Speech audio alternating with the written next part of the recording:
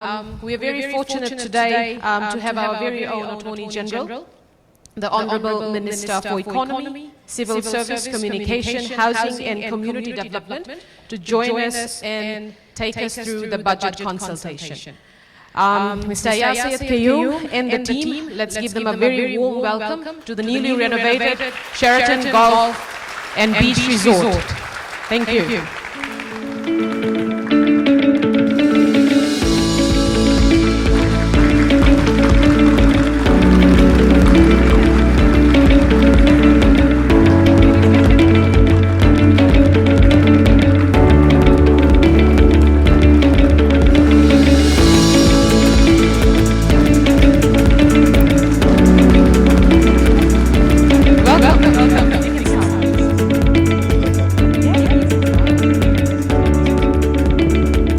Thank you, everybody.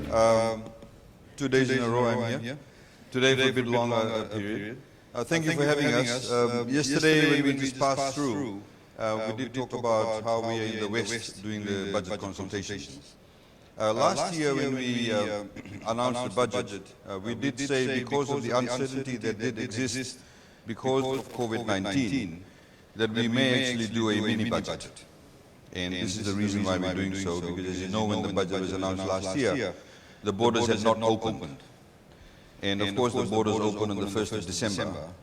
And so some of the configurations in terms of the revenue, how much money we're making as a country, how much money your hotel is going to make, how much, people, how many people actually get employed or remain unemployed, all of that has changed.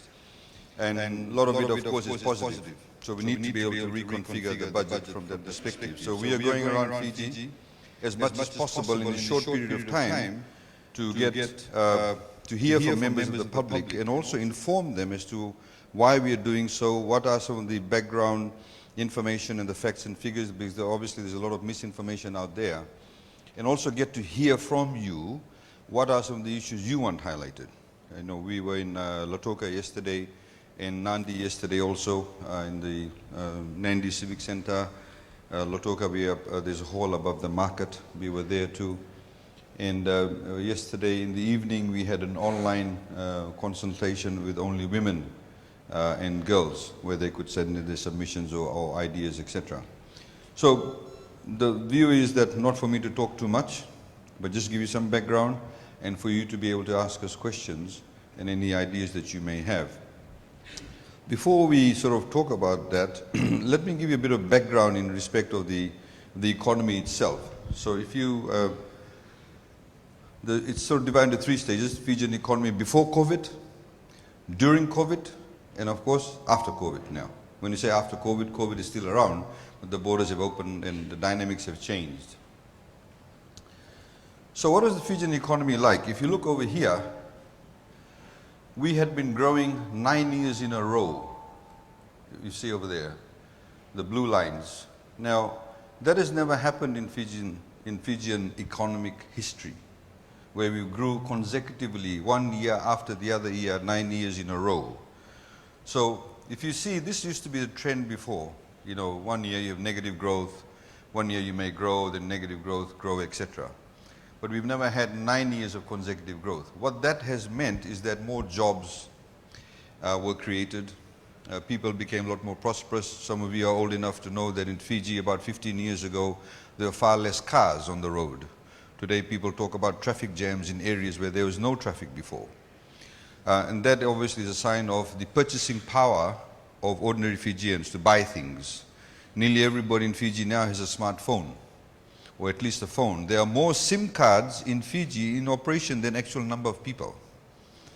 So some of you I know keep 2 SIM cards, some for right reasons, some for the wrong reasons.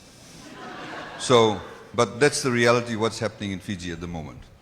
And as a result of that, of course, you can imagine what would have happened if COVID had not taken place. We would have kept on growing, more jobs that would have been created. And I'll come to the tourism numbers also.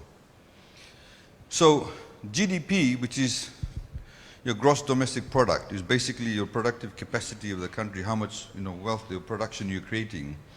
You can see in Fiji over here, it doubled within 9 years.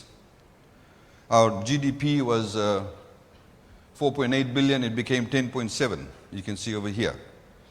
So that's grown significantly. As a result of that, our GDP per capita, in other words, GDP per person, increased significantly. A lot more people now connected to water, roads, electricity. The productive capacity of people has increased. So, the person who used to sell fish by the roadside, to catch the fish, before they had no electricity, so they would sell fish by the roadside, $25 a bundle. And if they, at the end of the day, they can't sell it, then you can come and negotiate and buy it for $5 because he knows or she knows that they cannot store it because it'll go bad. But now, when they've got electricity, they've got a freezer, they'll still maintain their price at $25. If they can't sell it, they'll put it in the freezer. Next day, they'll pull out the same fish, throw water on it, you drive past, it's a fresh fish for sale, $25, and you'll buy it. That's what you call improving the income capacity of the person. When you connect farmers to electricity, you give them water, etc., you increase the productive capacity. So, we've been trying to, of course, diversify our economy also in the past number of years. We don't want to be simply only dependent on tourism. Tourism, of course, is a major contributor to the economy. You people are employed in the tourism sector. Some of you have been re-employed. Some of you are new employees. And we want to grow that sector. But as a percentage of our economy being dependent on tourism, we want to have other sectors. One other sector that's grown even in the COVID period is the BPO sector. 3,000 jobs were created in the past 2 years. BPO sector is what we call business processing outsourcing. There are Fijians at the moment, as we are speaking now, who are answering phone calls for an Australian who's making inquiries about his or her in Sydney. So it's better for them to have the call center in Fiji. So an Australian who's dialing the phone number to call a particular bank thinks they're talking to somebody in Australia, but in fact they're talking to somebody in Fiji. It's not just about calls, it's about people doing bookkeeping services, about insurance services, filling out of forms, etc. So they're more high-end. And that's one area we focused on. As you know, in the past number of years, we've invested a lot of money in the telecommunications sector. Some of you are old enough to know that, prior to 2008, a unit cost of a mobile phone call at peak period is about 99 cents a unit. Today, it's about 23 cents a unit. Nobody had ever heard of 5-up, 7-up, free talk time, and all those kind of things. People now expect that as a normal way of doing, telecommunications. So all of that has changed significantly. So you can see what are the areas that contribute towards our economy. Manufacturing, wholesale, retail, trade, agriculture, fisheries, forests, and the list goes on through here. This just to give you an example, that as a government, our strategy is to make sure that we grow other sectors also while supporting the tourism industry also.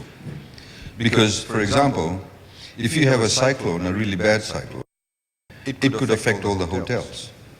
It could damage all your agricultural, produce. Then if they are the only two things you're dependent on, what will people do? If you have got an aviation academy, if you've got a BPO center with people employed in other sectors, at least they will continue to have jobs. That's what you call diversifying your risk. In the same way, in the tourism sector, we don't want just only Australians to come to Fiji. We want all sorts of nationalities to come to Fiji. We want to grow the numbers, but you see, if you're dependent only on one source market, then what if there's an economic downturn in that particular country? Less people will come and you'll be greatly affected. At the moment, 51% of your tourism arrivals come from Australia. I'm talking about pre-COVID. About 16-17% came from New Zealand. 15% from North America, and the balance of the Chinese, the Indians, and various other nationalities that came to Fiji. So, from a strategic perspective, we would like to have people from many different countries to come to Fiji. Grow the numbers, but have many different nationalities come to Fiji. So we're not dependent only on one or two countries. So this 9 years of growth that I'm talking about, what led to this growth? The consecutive growth here. And obviously we had, we were guided by, we have a legal framework, and that's the Constitution. We had invested in a lot of smart and innovative economic policies. The fact that, for example, and I'll come to that later, some of you would have benefited from it, the 360. I'm sure a lot of you got 360, two rounds of it. There's some people who applied for it, they didn't deserve it, but they still got it. The point being is that 360, nobody filled out a single piece of paper. The application was made on the phone. It took 3 minutes. And you paid on the phone. You don't have to queue to go and make that application. You don't have to go and queue to actually get the money. It came on your phone. The way that was rolled out, now a lot of the countries and agencies that want to talk to the Ministry of Economy to see how we did do that. Now, so it's about innovation, about access to technology, and also about, there's a lot of private sector investment. You see FNPF, of course, bought this property. They own a number of hotels. That kind of incentivization that we did put in place, the tax incentives, encouraged a lot of businesses to go into areas that they did not go into before. As I mentioned earlier on, we've invested a lot of money in infrastructure. Today, a lot of people, the rate of connectivity to electricity and water and internet connection has been the fastest in such a short period of time in Fijian history. There are people, I was in Vanuatu about 3 weeks ago. A couple of years ago, our Prime Minister commissioned the landing of the submarine cable in Sabu. As a result of that, today now we're seeing people in Takonrove and Bua who had absolutely no connectivity. Schools are now connected to internet. Things that you take for granted here in Nadi and Lotoka and Singatoka and Ba, they did not have any connectivity. Some of them don't even have connection to mobile phones. So there's the 5% of the population that does not have connectivity to mobile phones, or internet connectivity is much lower too. So we've connected schools with internet connectivity. We've given them computers, laptops, webcams, printers. So the teachers can print out the worksheets for the students. Some of them had to travel 10 kilometers to get connectivity. They can print it for them. So the students living in those areas actually are empowered. And where there is a village or people live nearby, we Wi-Fi'd the school area. So within 300 meters or so, or 150 meters of the school is Wi-Fi'd. So people come from the village or from the farm and they can hang out in the school compound and make a Viber phone call or do WhatsApp or do Facebook. Everybody does Facebook today. So those are the kind of things that we are investing in. And that's obviously positioning ourselves for the future. So what did COVID do to us? So it had overnight the borders closed. When COVID actually came about, nobody knew in the world what would happen. Nobody knew whether we were going to die off like flies. Nobody knew whether it was going to last for 3 weeks, 3 months, 6 years, 4 years, 3 years, or 12 months. Nobody knew that. People were learning as they went. The science was not developed. The moment we heard about the word vaccine, we started talking to our development partners. The PM, Minister of Foreign Affairs, started talking to all our bilateral partners. We started talking to World Bank and ADB and various other organizations to say, look, if there's a vaccine, we want to get access to it. Because we knew that if we don't put our hand up really quickly, because we're a developing country, the richer boys and girls can get the vaccines much faster than us. And we did not know how much it's going to cost. Because of those efforts today, none of you, and I'm sure all of you are vaccinated, and I want to thank you for getting vaccinated. No Fijian has paid a single cent for being vaccinated or getting vaccinated. We originally got 4,000 through COVAX, and then the Indians came along, they gave us about 100,000 vaccine shots. Then the Australians came along. Then the Kiwis came along, and now the Americans are giving us the vaccines also for the 15 to 17 and 12 to 15-year-olds. So that kind of behind-the-scenes efforts was kind of a strategic move for us to make sure that we got onto the board really quickly. And as a result of that, we were able to open our borders. But what it did also was that it meant government revenues halved overnight. Halved overnight. We had the largest contraction, 15.2% in 2020. And then, of course, 4.1% last year. You can imagine. So it's not about the people who who are directly engaged in the hotel industry. It's also about people who live off you.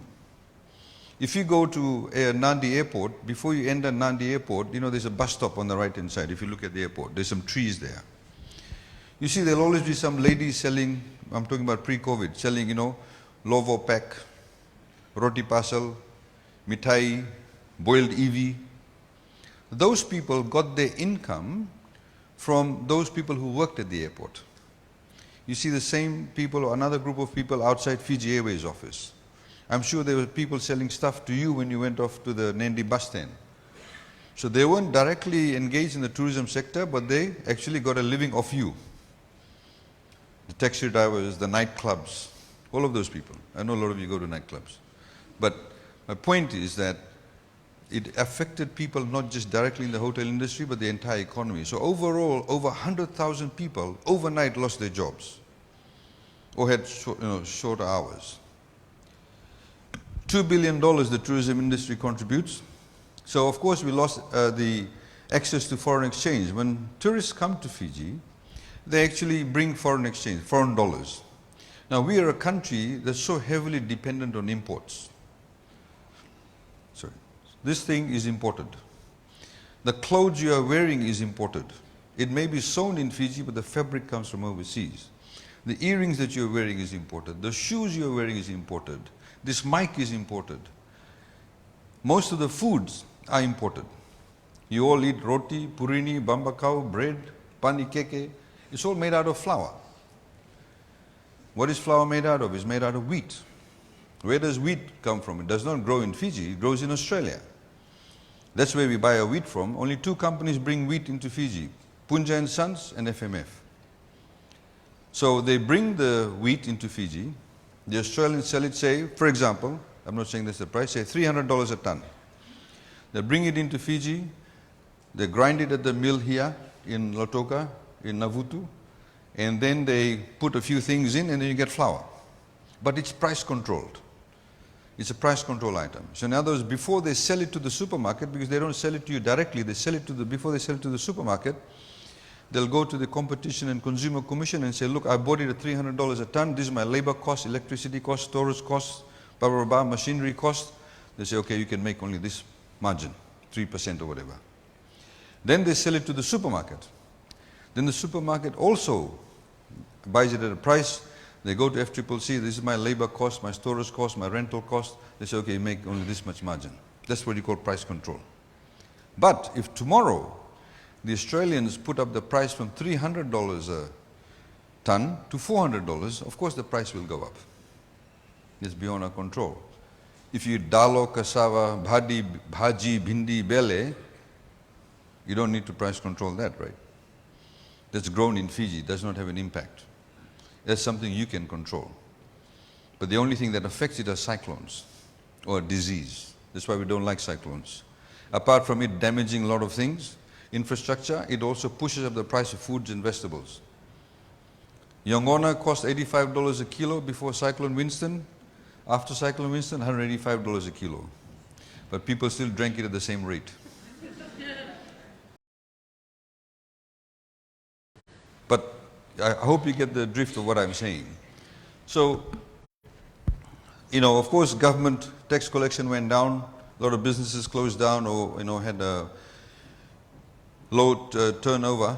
And of course, we had our debt levels increased because what happened was not only government revenue came down, but also government GDP contracted. So debt to GDP levels actually went down significantly. So you can see what I was telling you about. The economic growth was here, then we contracted significantly here, 0.4, 15.2, 4.1. That's a huge contraction. Good news is, we hope to grow at these levels. But the reason why it's high there is because we're starting at a lower base.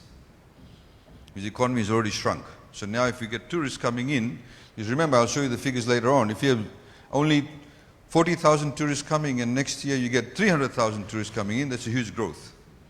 But of course, it's still low compared to what we used to get. So these are the numbers.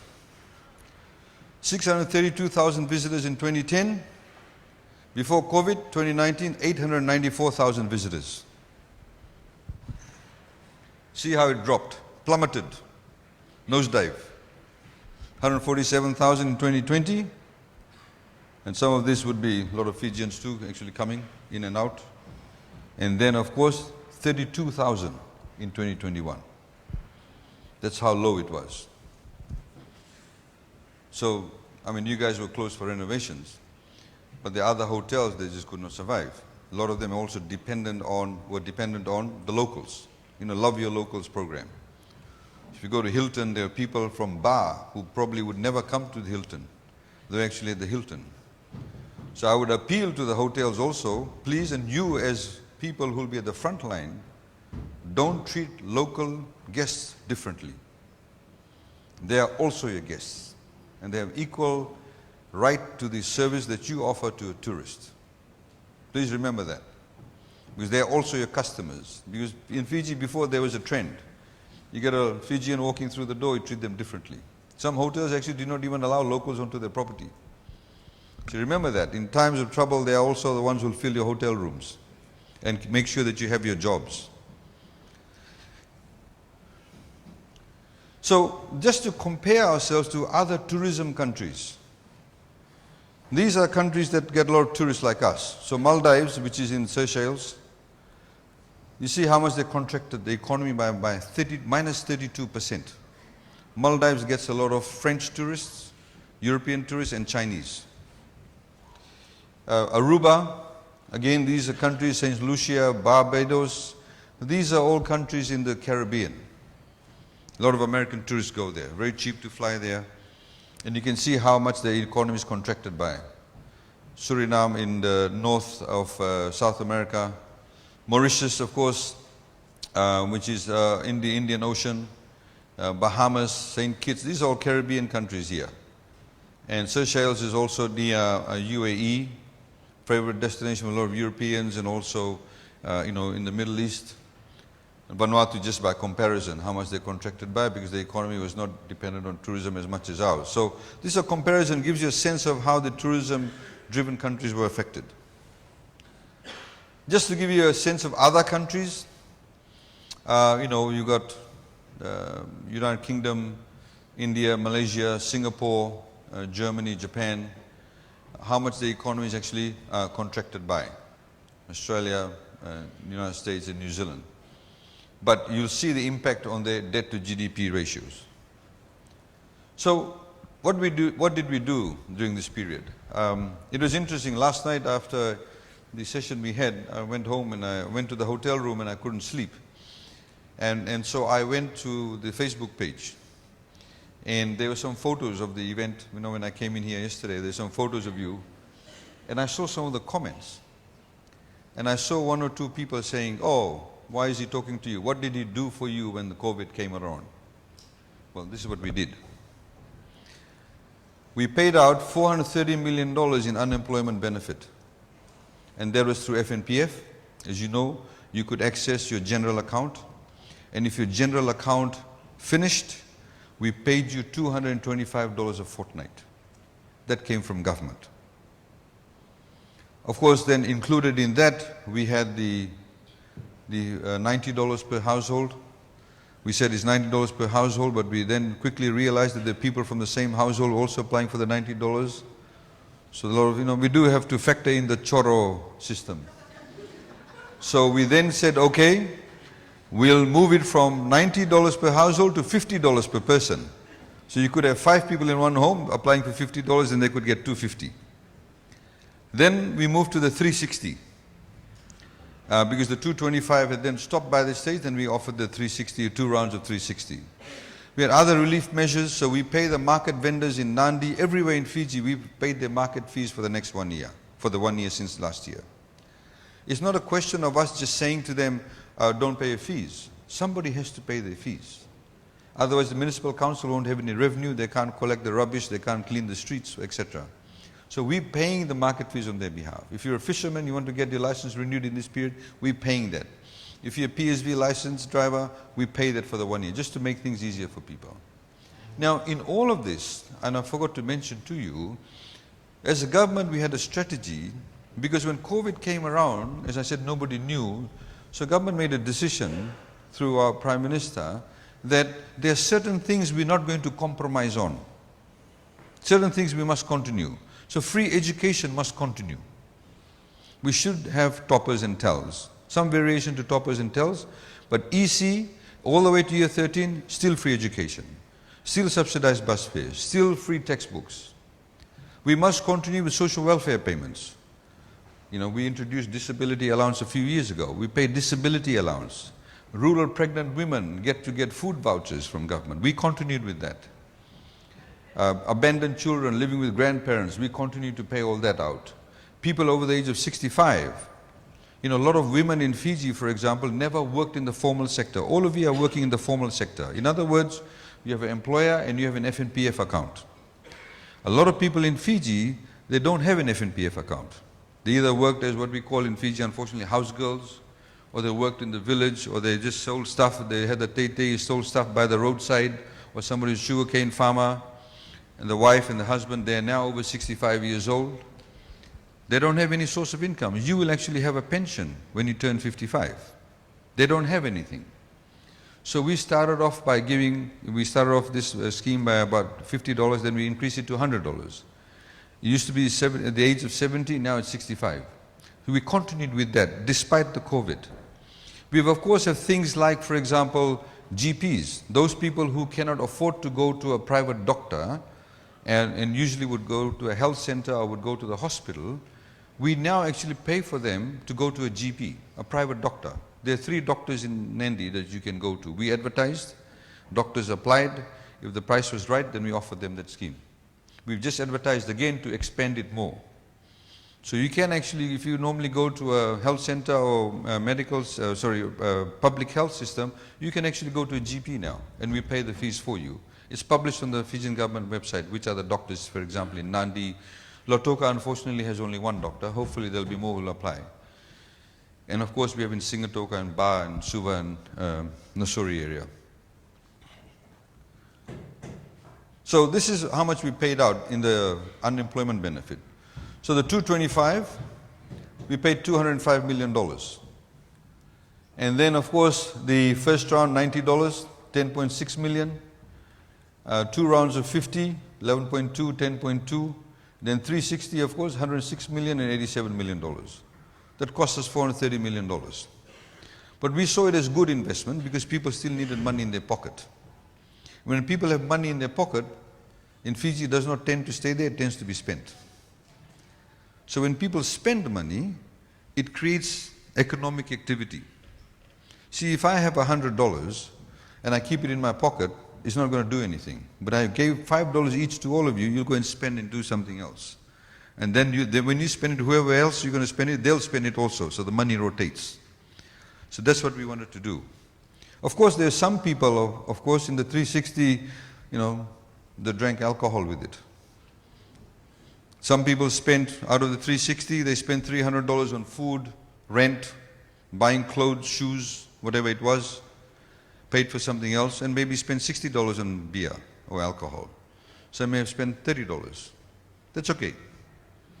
Bulk of the people actually spent the money on the things that they were supposed to, or they should have. Some may have drank the entire 360. That's their choice. We can't control everything. But as far as whenever we roll out these systems or these kind of initiatives, for us we factor in what we call about a 10% risk factor. 10 to 15%. If 85% of the people use it for the right purpose, then you achieved your objective. So that's how much money was spent directly in terms of unemployment benefit. All governments in the world have what we call a deficit. No government runs a surplus budget.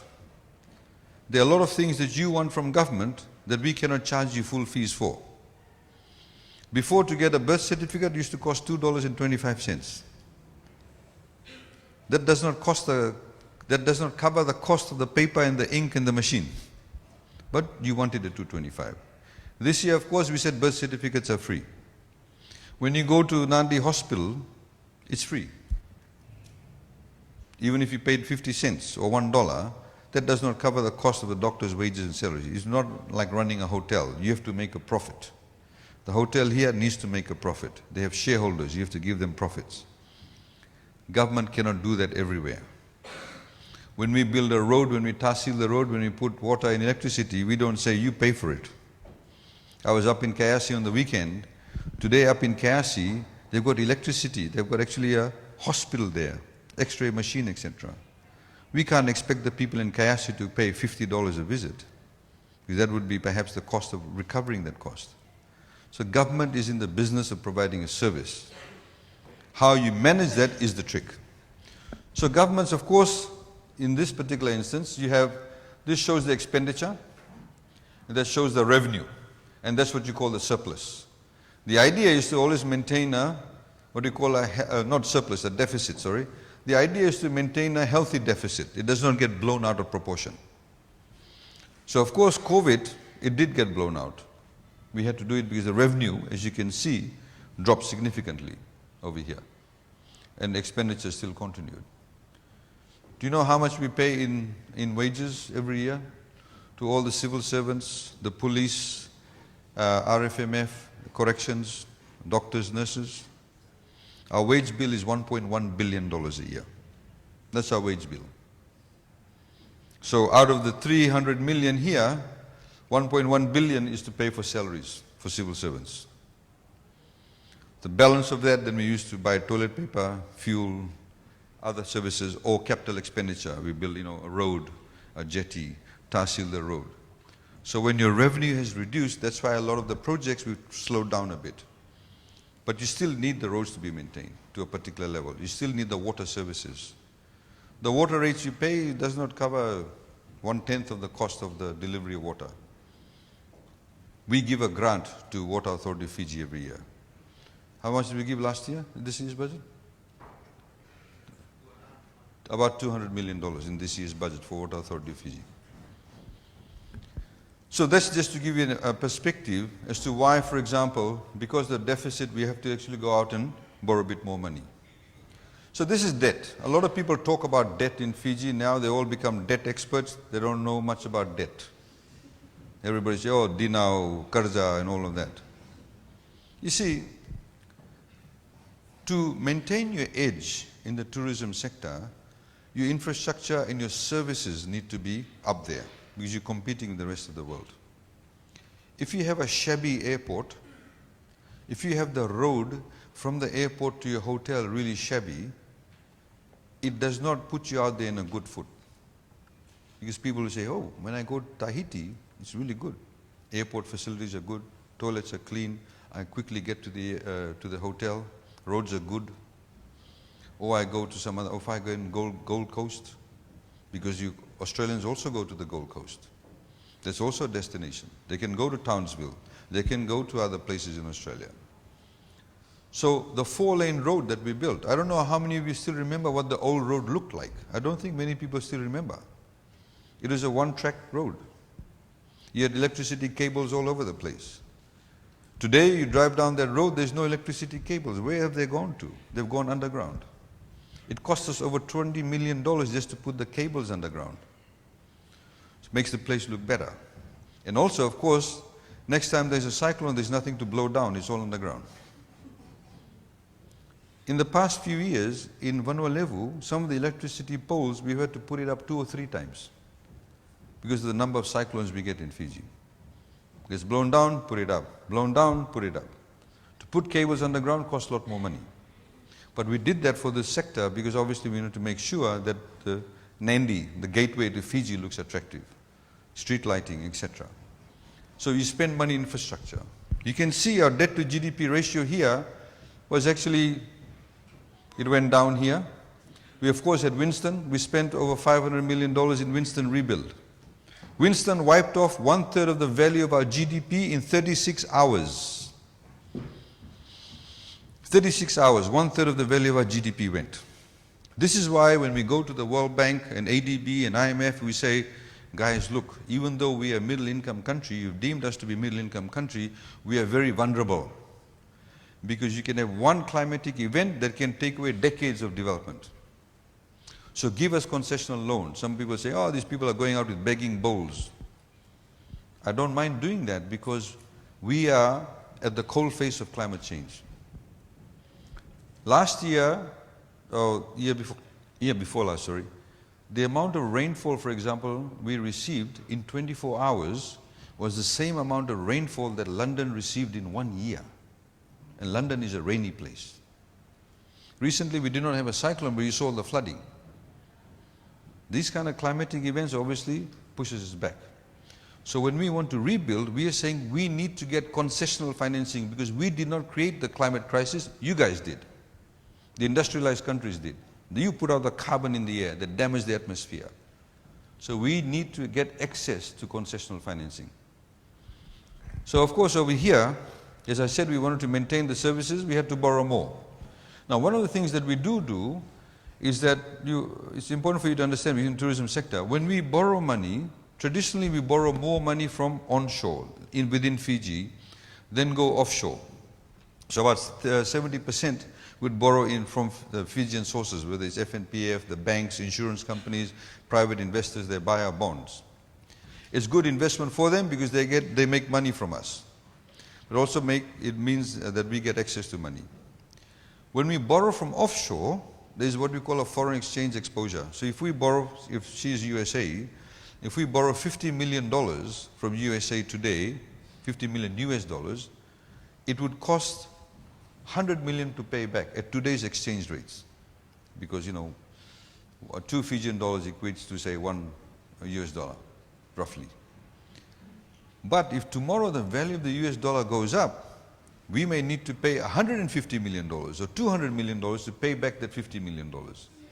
So that's why we try and borrow more locally. But with COVID, and because the economy was depressed, we borrowed more from offshore, which brought in foreign reserves. And I'll explain to you why that was a good thing to do. So you can see our debt was reduced. It was declining. 52.7, 51, it was coming all the way down. We had Winston here, went up slightly. Over here, the rebuild, the cyclones, and this is the COVID period. So our debt to GDP ratio went down. Our revenue decreased, plus our GDP shrunk. Again, just to compare the debt to GDP ratios to tourism countries. Our debt to GDP ratio is 80%. Suriname, 140.6. Maldives, 137.2. Bahamas, you can see that for yourself over here. What's the debt to GDP ratio in those countries? Let's look at other countries, broadening it. So even a country like Australia, New Zealand, sorry, they had a lower debt to GDP ratio, 28% before COVID. After COVID, 52%, almost doubled. Even a country like New Zealand. Australia, you see how much it expanded by. So this is pre-COVID, but it's post-COVID. We sit here, 46 to 80. You can see all these other countries. These figures you can go and get it from the World Bank, the IMF. This is not figures that we put up together. It's all available on the website if you go to the right sources. Of course, you go to One Mind, One Goal, they'll give you something else. And that's not factually correct. So as I highlighted, the pandemic led to a significant increase in Fiji's debt to a level to GDP of 80%. We're on a decline. Tax revenues, of course, fell. We wanted to maintain public expenditure. If we did not actually borrow money from offshore, did not bring in more money into the economy, one of the things that would have happened is that would have been less money in the system, less people would have been employed, and our dollar would have been devalued. If the dollar got devalued, the things that you're buying now, for maybe $1, you'll be paying probably $2 for it. So cost of living would have gone through the roof. The example that I gave you about the wheat from Australia, if you pay $400 to pay 300 Australian dollars, it would have gone up to maybe $500 or $600. That's the effect of devaluation. So when people talk about debt, they don't talk about how much does that debt cost.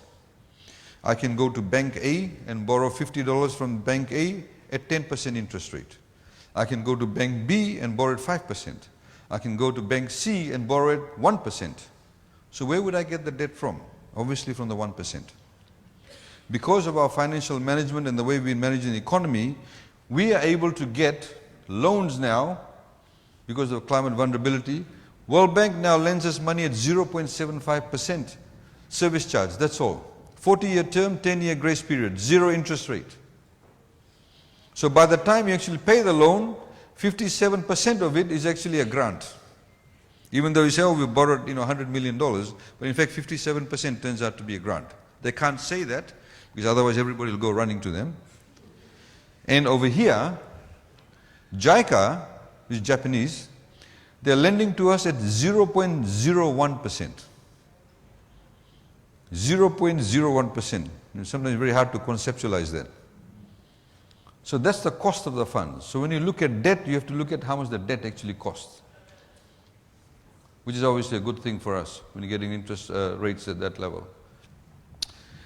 The issue that I highlighted earlier on when I used the phone example, when we buy things from overseas, we need Japanese yen, US dollars. All the fuel that is sold in Fiji, that's brought into Fiji by the 3 fuel companies, they buy it from Singapore and it's sold in US dollars. So you need US dollars to trade. When you buy all the cars in Fiji come from Japan. You need to pay, you need Japanese yen.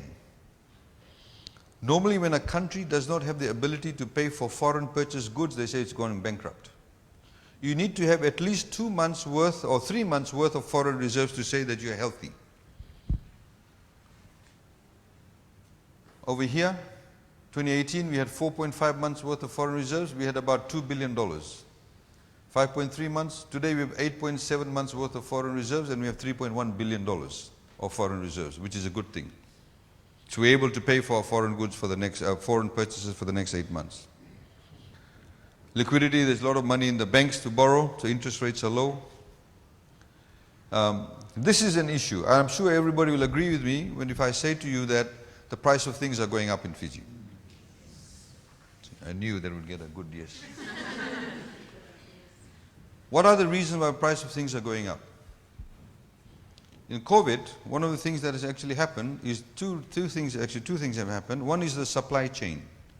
Because borders have been closed, people aren't able to access things. These phones here that you have, these phones actually have a chip in it. The material that's used to make the chip is a mineral. It's a mineral that is low in supply. Some countries have shut down. The mining has not been done, so there's a higher demand for this, but low supply.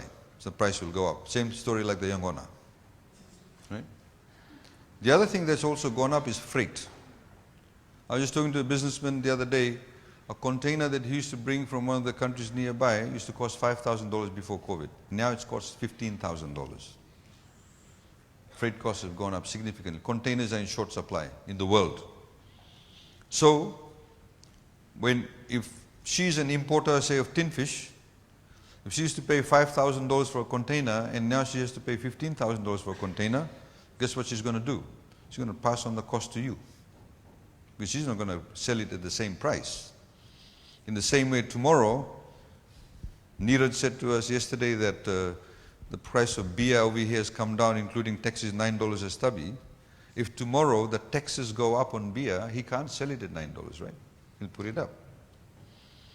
And that's what's happening globally. And it will go up, at least for the next 6 months to 12 months. That's something beyond our control. But what we can control is amount of wages you get paid.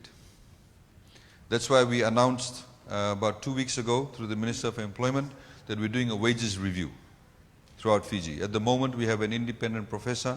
We normally bring him from Australia. He goes around the countryside and takes people's views. So in Fiji, as you know, we introduced, under the Bainimarama government, we introduced the national minimum wage. There used to be no minimum wage before, national minimum wage. There were 10 wages sectors. In the wages sectors, you had minimum wage. So a plumber's minimum wage is a lot higher than $268. A boiler maker, a chef, a waiter, waitress. I think waiter is about $345 at the moment. $340, $345 minimum wage. So it's different to the $268. $268 is for, what do you say, unskilled people. You know, somebody comes and you need to dig a foundation in your house. Can you dig this trench for me? That person you pay $268 minimum. You don't have to pay $268. You can pay higher than that, but you should not pay below $268. That's what you call the national minimum wage. But people in other categories of work, the electrician, the plumber, the waiter, the waitress, other people, their minimum wage is a lot higher. So at the moment, the minimum wage is being reviewed.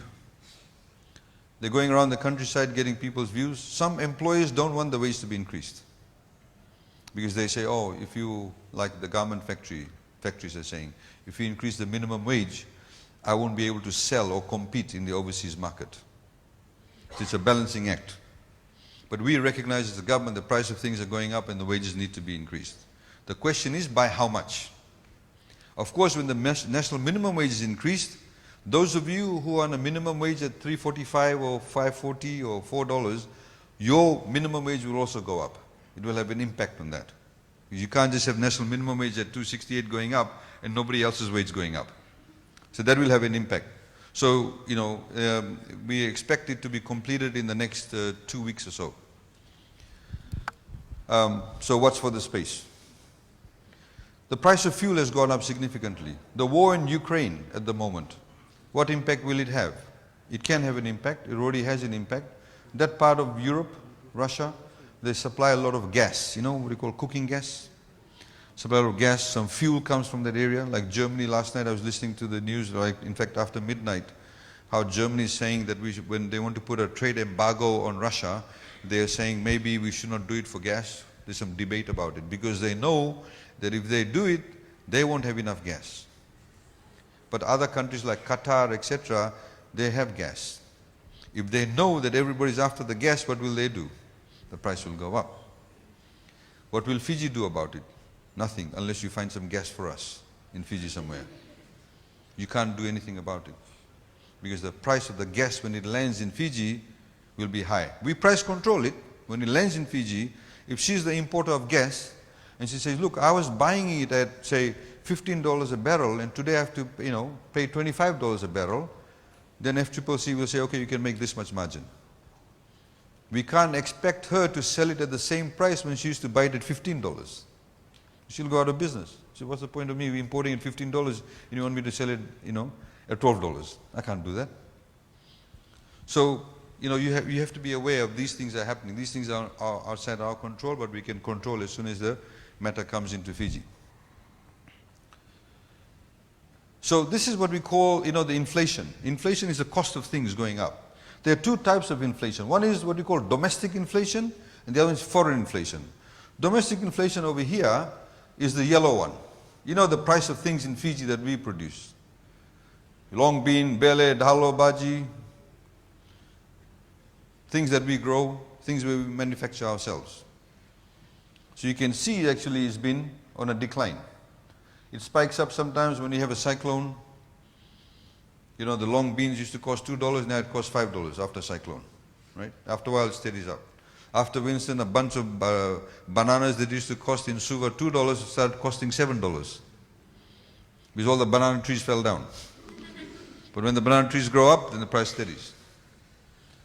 Now, this is the foreign imported items. See in this green line, you can see how it's going up. Fuel, food we buy. That's why we want people to eat more local food. You'll be buffered from that. But you know, everybody still wants their roti and purini and bread. A lot of people cannot start their day without a loaf of bread. So that's the impact of the inflation. Okay, road to recovery. So we expect to grow by 11.3% and 8.5 and 7.7. We hope it will be higher than that. These are conservative figures. If we all work together, then we'll be able to increase it more. And like I said, thank you very much again for getting vaccinated. It's been a critical factor in us opening up the borders. And of course, we've had this $500 million of assistance we're rolling out. There are other things that we're doing in government. For you, it's very important for you to understand what have we done to help the tourism industry. Before a tourist came in, they had to pay VAT, they had to pay ECAL, they had to pay STT. We've completely removed STT. No more STT.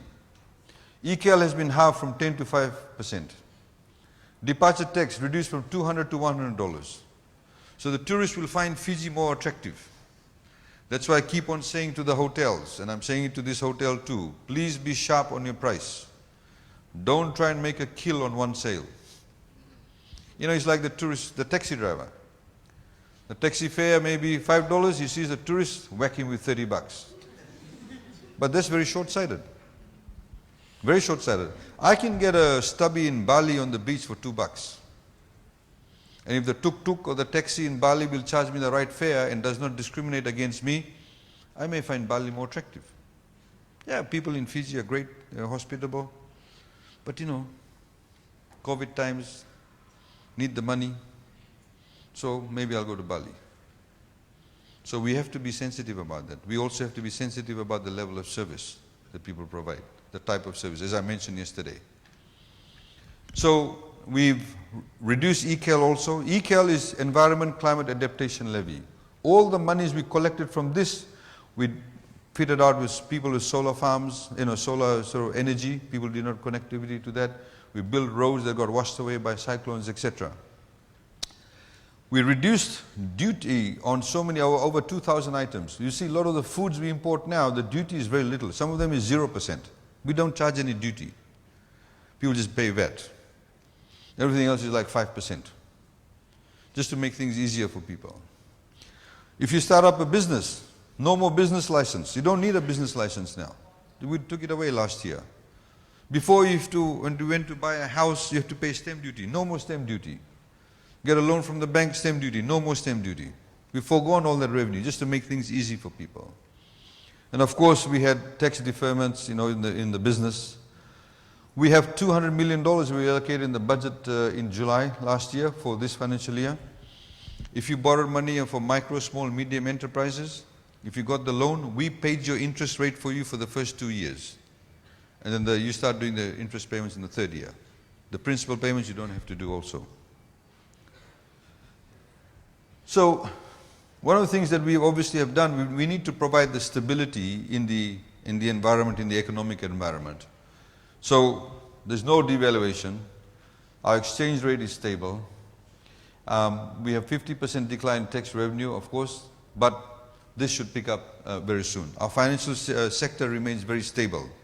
The banks are there, none of the banks have closed down, etc. Yesterday on the online submissions, I had a lady who asked a question, she said, if you have a personal loan with the bank, can you get the banks to wipe it off? We can't. We don't, the bank will tell me to bugger off. But I know some banks have written off loans.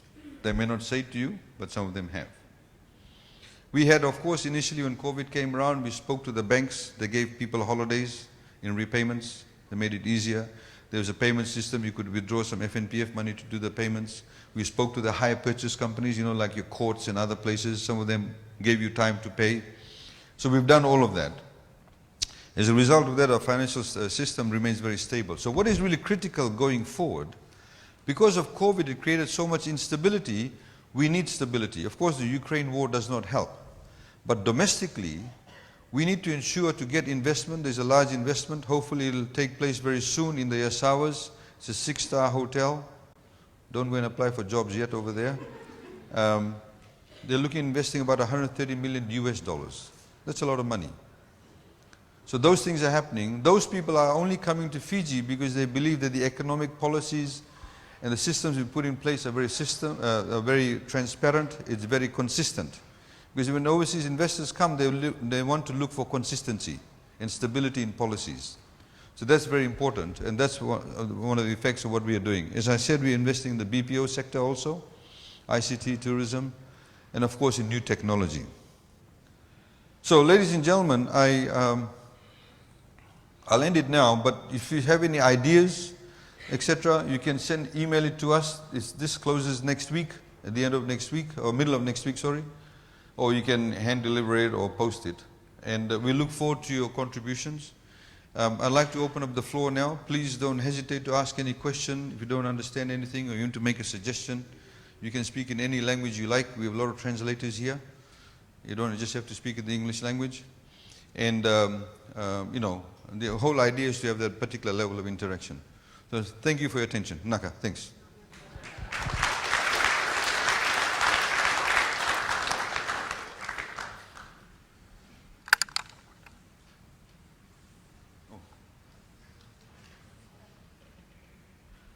Oh, somebody asked me, I think yesterday, to elaborate on the first home grant. One of the things that we, sorry, can I just have a drink of water?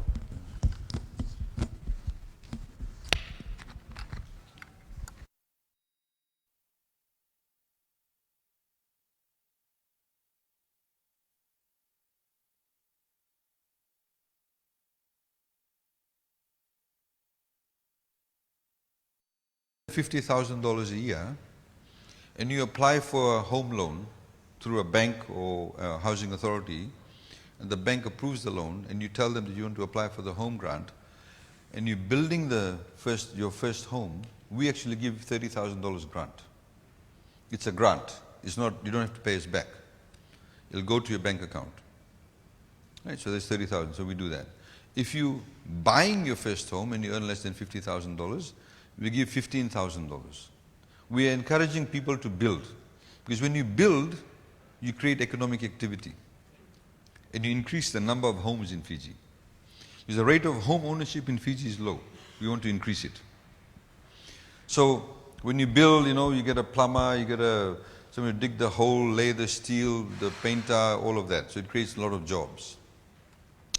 If you earn more than 50,000 but less than 100,000, we give $15,000 to build and $5,000 to buy. So that's a grant, but you have to go through a bank.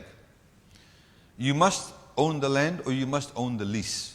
It must be under your name, or your spouse's name and you. If you are a member of a landowning unit, Itauke, member of a landowning unit, you can actually access your FNPF funds to build your home.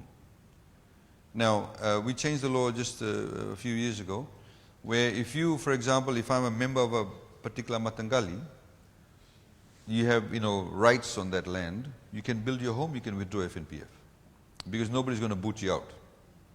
But remember, a bank is not going to give you a loan to build a home on Matangali land, unless you have a lease under your name.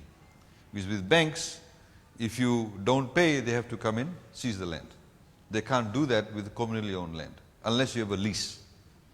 So when we saw that there was this gap there, so we said, we amended the law, so now you can, if you're a member of the Matangali, member of the landowning unit or the Itoka Toka, you then can access your FNPF funds for that purpose. But for the home grant, the lease must be under your name, or if you freehold land, it must be under your name. Okay. So in fact, we allocated about $4 million. It finished within 3 months. Such a huge demand. We now have a backlog of it. So a lot more people are building homes and getting their own. A lot of people like to have their own homes or on their own land. Even people of Matangali or Itoka Toka, they go and lease their land under their name, because they want to, use that land, they use that lease to go and buy other things, because in that way you don't have to go to the money lender. I know a lot of people in the tourism sector go to the money lender. We don't want you to go to the money lender. Please, you pay too high an interest rate. So owning a home is one of the best ways to secure you, give you an asset. Okay, any other questions or comments?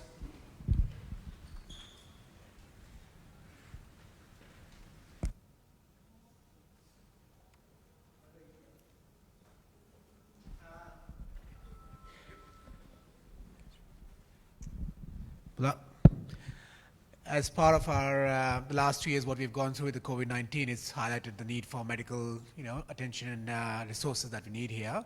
In the new budget, is there any platform or conversation in terms of focusing on developing that infrastructure, the medical infrastructure for Fiji?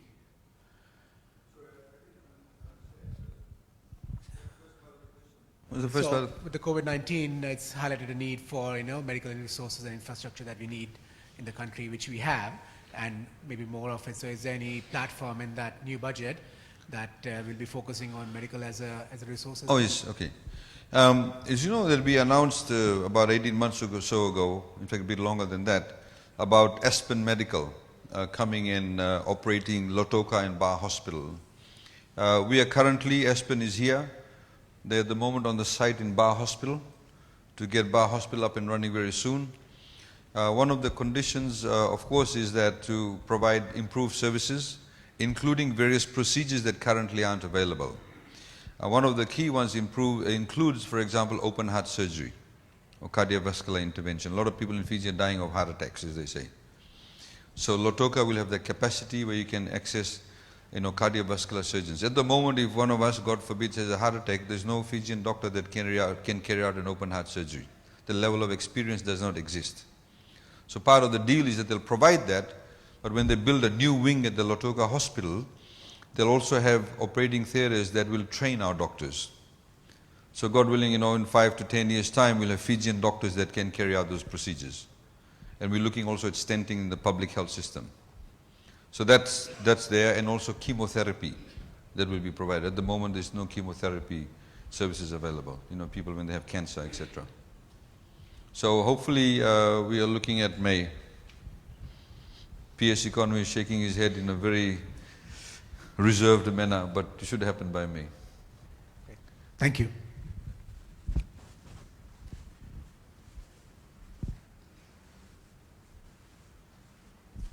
Question here, please.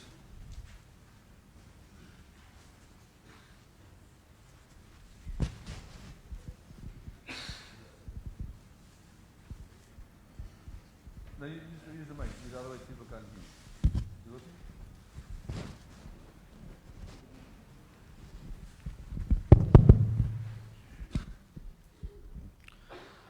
Bulase, as you mentioned earlier regarding this first home, so I just have one clarification in regards to that. For example, if we are in a native land lease, and like if we are constructing a house on ourselves, we are not hiring a contractor and so forth, are we still eligible for that government 30,000 assistance in construction of a new home, or we have to go through the bank process and get a contractor to involve in construction and then get a loan from the bank and so forth? At the moment, the system is you have to go through a bank. The bank may agree that you can construct your own, but that's between you and the bank. As long as you go through a bank and the bank approves. You see, because it's a bit hard to manage at the moment. If we start giving money to people directly, you go and build your own home, they might spend half of it drinking beer under the mango tree or whatever. You know what I mean? It's a bit hard to control that. So this is why you have to go through a bank, and then we can give the grant. It does not matter what kind of land you have, whether it's government land, Itauke land, or freehold land. As long as the land is under your name, you have a secure lease. That's what matters. If you live in Vaka Vanua arrangement, you won't get it. You won't get that. Okay, because the bank cannot come in, have a mortgage over the land. So in that, we still have to go through the bank process and then get a loan from the bank in addition to that, apart from the construction? Like to get the construction finished and so forth? Okay, just let me put it simply. You've got a piece of land, you want to build your first home. So, say assuming the cost of the house is $100,000. So you'll go to the bank and say, look, I work at the Sheraton, this is my income level. My wife also works and she's got this income level. This is our expenses, etc. This land here is under my name or my wife and I's name or my name, and it's going to cost $100,000. I also want to apply for the housing grant of $30,000 because both of us combined income is less than $50,000. Or if it's more than $50,000, then you get the $15,000 grant, right? So then the bank will do the assessment. The bank will ask you the various questions, blah, blah, blah, and the bank says, yeah, okay, we think you can do the repayment with the $15,000 grant, and they'll ask you questions, how you're going to construct it, who's going to construct it. Once that's sorted out, they've approved it, then it comes to us. That's easy for us to then approve. That's the system. That's how it works. Okay?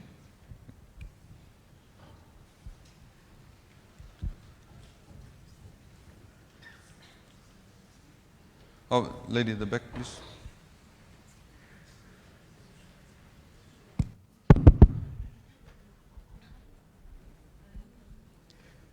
Sorry, sir. Okay. Just something that I'm concerned about in regards to the loan that we have in the banks. Most of us, before COVID, we have small loans in the bank that was according to our rates before COVID.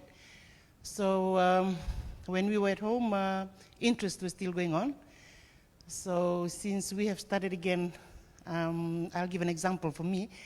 My bank started calling for the payments.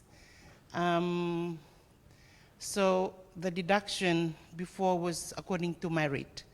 So now that I have a bit, my wages is a bit low from what I should have, and I was asking them if my deduction will go according to what I have now. So they still say, they're saying that no, you have to pay that deduction still. So what I am asking you is if, because most of us have used our general account during COVID, so if you can come up with a solution of, if we can have only pay half from our preserve account, just to clear half of it, because the interest now, it's like, it's double what we borrowed before COVID, because that's all I'm suggesting. Thank you. The FNPF withdrawals, I mean, apart from if we amend the law, etc., is governed by the FNPF, policy regarding withdrawals. Preserved account, I mean, I can tell you now, they won't let you do that to pay loans. They won't let you touch your preserved account. You can touch it for housing purposes, essentially. Or if you are below, above the age of 50 but below 55 and have $10,000 or less, they'll let you withdraw that. It was announced last year, you can do that. So it would be very difficult to do that. My suggestion to, I don't know which bank it is, but you could also talk to other banks. And I'm surprised that they're not letting you make a new arrangement with the repayment. Because I know a lot of banks have done so. They have not been that difficult. They have in fact gone out. I know some people who've reached out to us and we've got them in touch with the banks, and they have in fact reduced the repayment amount because they know they can't they're not earning as much as they used to, so they made the adjustment. Thank you, sir. So maybe you need to change the bank if they don't do that. Thank you.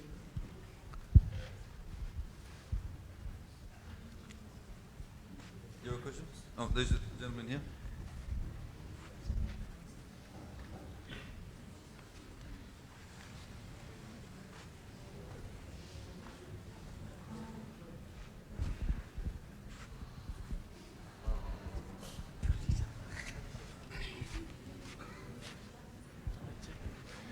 Mic check. Sorry, I didn't. Yeah, just regarding the COVID-19 assistance. Yes. Most of us have been working a long time, and we've had a lot of money in our general account. So we didn't receive any, not 1 cent, like 430 million that was allocated for the COVID-19. So is government doing anything to Put money back in the general account. put money back into our general account? Because we didn't receive. No. No. Look, you saw how much money we've spent. If we, I don't know how much did the FNPF pay out Sri Lanka? Sure. 180. So that means we have to go and look for $180 million to put money back into people's accounts. At this point in time, we'd rather use that money for other areas. You know, there's a lot of people, they, for example, I'll tell you a story. I was in Ba about 4 weeks ago. And there was a market extension in Ba, and we went to that. And after that, we were there for about 3 hours. A lot of people formed a long queue. So I was there for 3 hours just listening to their complaints. And one guy came up and he was wearing a hat and very quietly spoken, spoke very nicely. And he said, you know, my wife and I, we're both getting the $90 pension. Is there any way of that being increased? And I said, not really at this point in time, we just want to maintain it. I said, why, what happened? He said, you see, and he lifted up his hat, and he had a hole in his head. It's like a deep hole actually. It's all pink. And he said, see, they took the flesh from this part of my body, they fitted it in. I said, what happened? He said, you know, I was 2 years ago, I was going in a car with my brother, my wife and I, and we had a car accident. And the car hit the one pole, electricity pole. He said, my wife's leg broke. And he said, I carried her out of the car in my arms. And when I got out of the car, the electricity cable that was live touched his head. So because he was on the ground, he was grounded. That's the damage caused to him. But today his wife is completely bedridden. And he said she needs adult diapers. And they cost $45 a week. So we'd rather help people like that than people who already have a job. You know what I mean? So for us, the budget is about prioritization. What do we, you know, how do we prioritize? And we need to be able to assist those people who are on the margins of society. I mean, like I was saying, I went to KSC the other day. There are people who, the electricity cable has gone to Navosa, but the home is just by the roadside, but they're not connected to the electricity. So they want to be connected to electricity. So that's what we do when we manage the budget. There's a lot of priorities. I mean, a lot of places you go to, people say, you know, can you tahsil our road? So for us, it's a balancing act. We need to look at who are the people in the margins of society we need to help, who are the people whose productive capacity we can increase. So eventually then we have that level of prosperity to be able to, you know, cater for things like that. But at this point in time, I would be lying to you and say, don't worry. I can say, you know, it's election this year, don't worry, I'll think about it. No. That's the reality of it. Okay? Thank you. And so what we did in that particular case, I got in touch with a few people. So some people have gone out and supplied the diapers, so they don't actually have to eat off their $90. Okay, because a lot of society is changing also. A lot of people are, you know, we lived in a very extended family basis. So now a lot of kids, some have migrated, or some live in Suva, the parents are on their own. They're in the village on their own, there's nobody there to look after them, whatever the case is. Okay.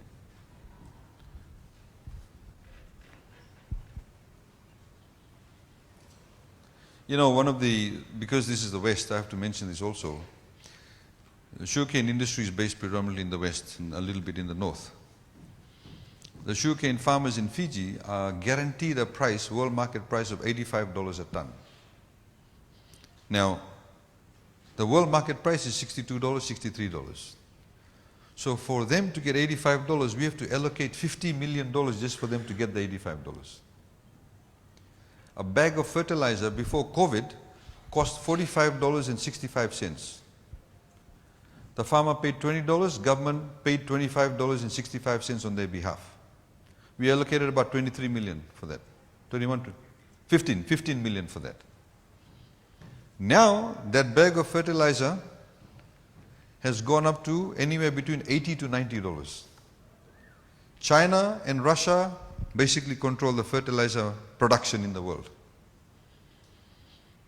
So if, assuming it's just $80, it could be more than $80. If the farmer says, look, I can only pay $20, that means we'll have to pay the $60 instead of $25.65. So guess how much allocation we have to increase from 15 to, it'll be about $50, $60 million.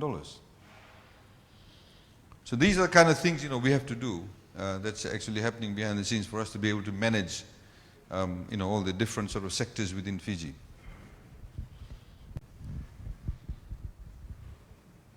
Somebody put their hand up? No? Over here, please.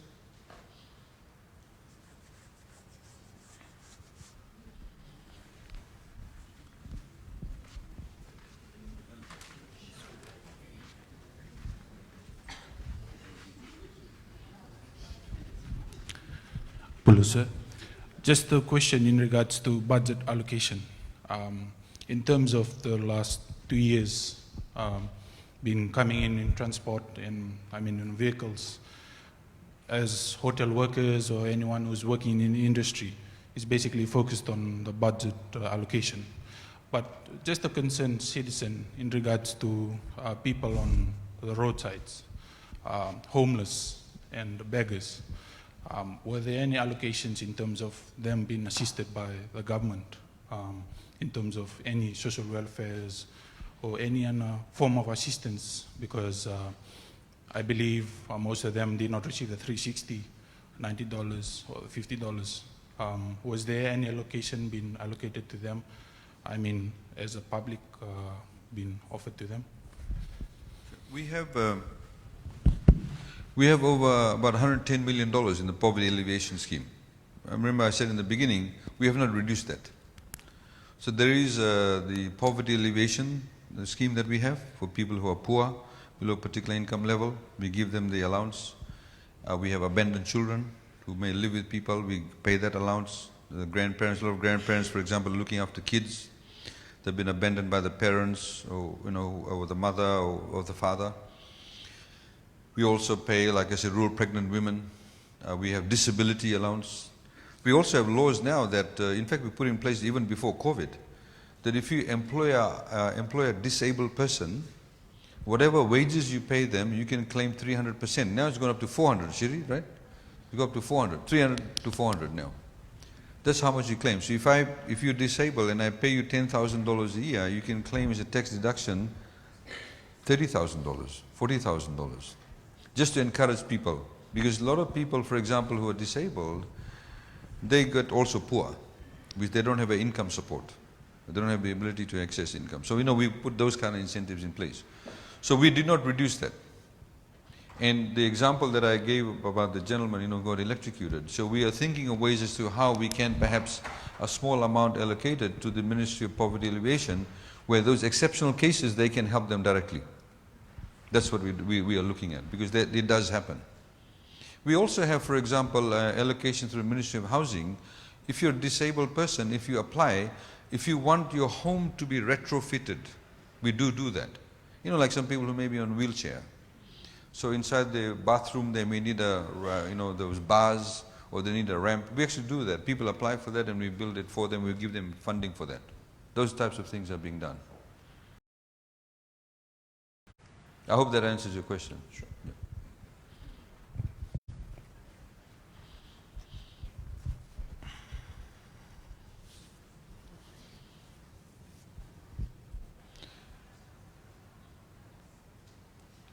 You have a question? Yeah, please. You look like you have a question. No, you can ask any question. Please give him a mic.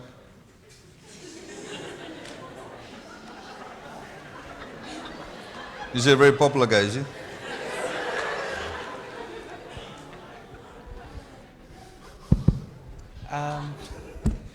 Actually, my father passed away, and I'm going through a process of TBD, transmission by death. And pre-COVID, I had a tenant. For the past 3 years, he hasn't been paying any rent so far. And the flat that I have rented out is a 3-bedroom flat in front with a single unit at the back. And what the tenant has done, he's leased out the flat at the back to other occupants without my knowledge. So when I got to know, in fact, I messaged the number that you people normally hand out. And I was instructed to see FCCC. And there hasn't been any outcome since then. And so did FCCC come and see or talk to you? FCCC actually called me, and they said that I was on the wrong, taking them out because it wasn't under my name. It's still under my dad's name, so I'm still going through transmission by death. And it's been 3 years. I've got nothing out so from that property that I have. Plus, the water bill has arisen to $2,000. They are not paying it off, and I'm getting calls from the WEF that I'm in arrears because the water is under my name. Plus, the electricity has been disconnected 3 or 4 times, and I end up paying because they took me to court stating that I disconnected it on my accord. So what can be done? And what's holding the TPD? What's holding the transmission by death? Actually, what had happened, like the probate, I had to arrange for the probate, and then there's a search, right, for the probate search. Sorry, the title search. So it came in now, and during that period, there was a lockdown of all the offices in Suva, so I wasn't able to get access to the TBD. I suggest you do that really quickly. Get the transmission by death, get your name registered on the title. So till now, like it's been 3 years. No, but you say, have you done your part in terms of the Yeah, probate? I've done all my parts. So I'm not like before I paid the lawyer $4,000 and I didn't get anything out of it. So now I'm going through what you call legal aid. So legal aid is a lot. I mean, it's less in progress. So Okay. Maybe you can email me your details and we can follow up with legal aid for you. Okay?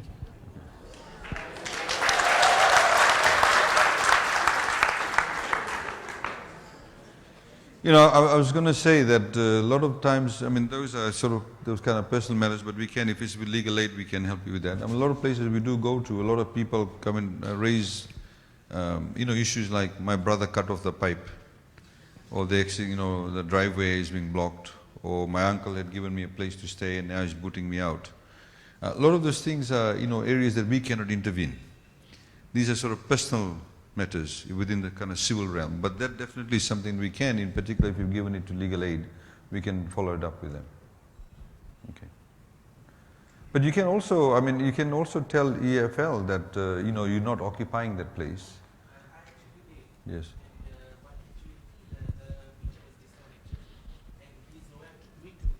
Yeah. And what happened in the court? the court found me guilty and for me to reconnect what you call electricity. Okay. Okay. All right. But please, we'll give you the email address and you can. So it's, I mean, it's aiyazsk@gmail.com. AIYAZSK@gmail.com. But give all the details, please. Any other questions? Comments? There's one issue that people have talked to us about all the time, which is Bill 17. But there's no Bill 17 anymore. It's called Act 22 of 21. A bill is when it's a proposed law. Before it becomes law, it's called a bill. After it becomes a law, it's called an act. It's already been approved by Parliament, it's already a law. It came into law last year. So just very quickly, what actually, if I, for example, okay, use these two lovely ladies as an example. So assuming she's the Matangali or the Toka. She wants to go and lease their land. She wants to lease 10 acres of land for agriculture purposes. As landowners, there are 5 things that they have to agree to before she can lease the land through TLTB, for example. They have to, 60% of the members of the landowning unit have to agree to lease, 60% at least. Then they have to agree for what type of lease they will give to her. They all have to agree, yes, she wants agriculture, we'll agree to agriculture. Then they have to agree for how long they'll lease the land to her for. She may want it for 50 years, 70 years, 99 years, 30 years, 10 years, whatever it is. They have to agree to that. So 3 things. The 4th thing they have to agree to is how much premium she'll pay to the landowners through TLTB. The premium is not goodwill. Goodwill is illegal, but premium. That how much will you pay for the lease itself, the buying of the lease. And then the 5th thing they have to agree to is that how much rental she'll pay every year. So the landowners have to consent 60%. They have to agree for what purposes the land will be leased for. They have to agree for the term of the lease. They have to agree to the premium they're going to get. And they have to agree how much they'll pay on a yearly basis. And remember, every 5 years the rent gets reviewed. So once those 5 things are agreed to by the landowners, then TLTB will issue the lease. So she's got the lease. That was before the law, that is still remains after the law. Nothing of that has changed. What has changed is that, assuming she's got the lease now, she's got a 99-year lease for agriculture because she wants to do goat farming, right? So maybe after 1 year she decides, okay, I'll start my goat farming now. She says, oh, there's no water on the land. So she said, I have to connect it to Water Authority Fiji. Under the previous, before the law was amended, if she wanted to just connect it with water, she had to go and get consent, not from the landowner, but from TLTB. The landowner was never consulted on that. only for connecting water. She goes to TLTB, pays a fee. TLTB can take 1 year, can take 6 months, can take 6 days, can take 3 months. If she then says, I want to connect it to electricity, there's no electricity. She again has to go running off to TLTB. I want to connect it to electricity. They then give the consent. Then she says, oh, I want to build a farmhouse, or I want to build a goat shed. And BSP or whichever bank is willing to lend me the money. She then, before she gets the loan, has to go and get the consent. That has been removed. The rights of the landowners has not been affected at all. The landowners still today, even after it became law, Act 22 of 21, still have to give consent to that. If tomorrow she, say, borrows money from BSP, 2 years later, Bread Bank comes along and says, I'll give you cheaper interest rates. She wants to change bank, she has to go to the TLTB. It's an administrative matter.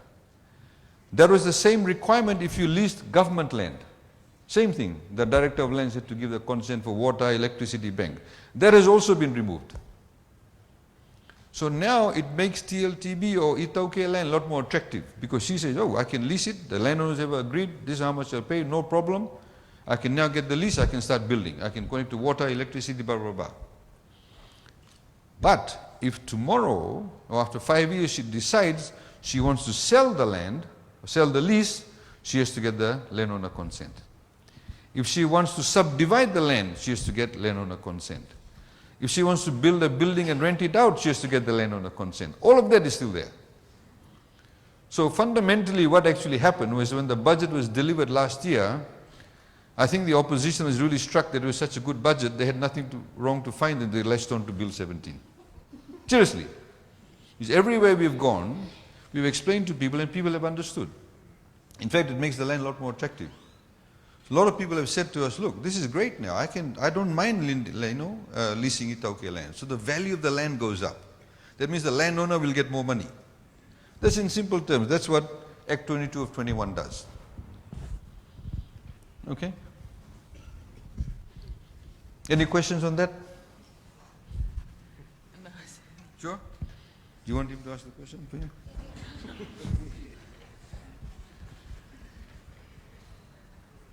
Oh, sorry. Mr. Aiyaz, I just have two matters that I need your clarification and maybe assistance as well. One is, it's been 2 years now. My husband, he's gone into full-time farming now in Sub-Sabu. And this is FNPF related. So we've been trying to build our first home in Sub-Sabu. We've got a land that's under his name. And what we've gotten back from FNPF is, because we tried to put together our housing assistance as a joint. So they said that we can't have a joint housing assistance in order to build our house. The only thing is we have to build within the village boundary. But the thing is we don't want to build within the village boundary. We want to build where our farm is, which is outside of the village boundary. So we've been going back and forth with FNPF and there hasn't been any positive response with that. However, we've gotten our 3-bedroom housing plan approved. This was 2 years ago. And just 2 weeks ago, I came from Sub-Sabu. I went to Ministry of Housing in Suva, and I was told that the 3-bedroom housing plan that we've got, it's null and void now because now they're only issuing 2-bedroom housing plan, which they have now. There's no more 3 bedrooms. So, like, it's just been a headache because we've been trying to, it's 2 years now, so it's going on to 3 years now that we've been trying to build our home in Sub-Sabu. And this is just some of the hiccups that we've been facing. So one is we can't have a joint account as couple to build our first home because we have to build within the village boundary, but we don't want to. And second is the 3-bedroom housing plan, which was approved, which is now null and void. And we have to go with a 2-bedroom. So okay. I don't know what you can assist us with that. I mean, I probably need you to send me more details on that, but just on the top of it, in respect of the home that you want to build outside the village boundary, in the farming area you're saying, who does that land belong to? My husband. He owns it under his name? Under the Matangali. It's under the Matangali. Okay. If it's under the Matangali and there's an approval for him to build it there, then there shouldn't be a problem. There has been, the approval is there, but Okay. FNPF is just saying that we can't approve our joint housing assistance. It's only his housing But assistance. I thought they said you have to build within the village boundary. They can only allow our housing joint within the village boundary, but we don't want to build in the village. We want to build outside of the village, where our farm is. Okay. All right, we'll need to send me more details so I can find out from FNPA what the story is. But Appreciate that. normally what actually happens is, I mentioned earlier on, that they allow you to take out your FNPF funds as long as you're a member of the landowning unit. And you know you have a right that nobody can remove you from there. Because you see, the FNPF also has to make sure that if you take out 50% of your funds and you build a house and there's a dispute and somebody comes and removes you from there, you've lost your money. That's what FNPF is trying to protect. But normally within the village boundary, I know that it's kind of safe because everybody's there and nobody can remove you. But in your case, when we can find out exactly what happened. In respect of the housing assistance one that you're talking about, is that the 1/3, 2/3 that you're talking about? Yes. Okay.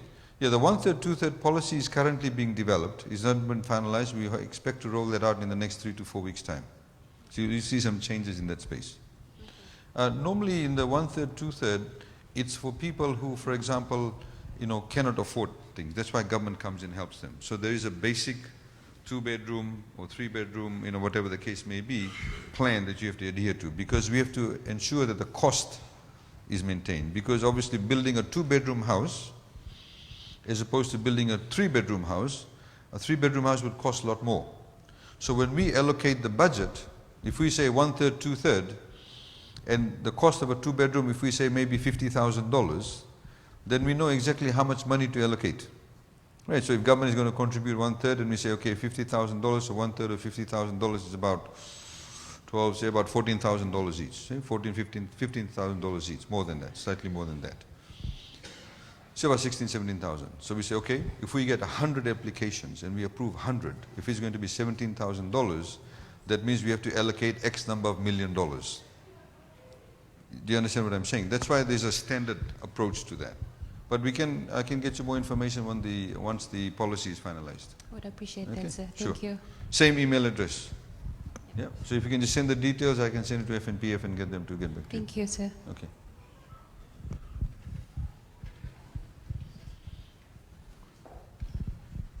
Okay, ladies and gentlemen, if there's no more questions, like I said, that you can, if you have any burning issues, you have any queries, you can go to the budget consultation economy.gov.fj. You can send any suggestions or comments, or the email. If you have any personal problems, you can send it to us and we can look at it for you. We'd like to wish you all the best with your opening, and I'm sure you guys will do a good job. Just remember, we need to maintain the service levels because that's what people are looking for, and if we get this right, obviously we'll be doing really well. So wish you all the best. Thank you for that.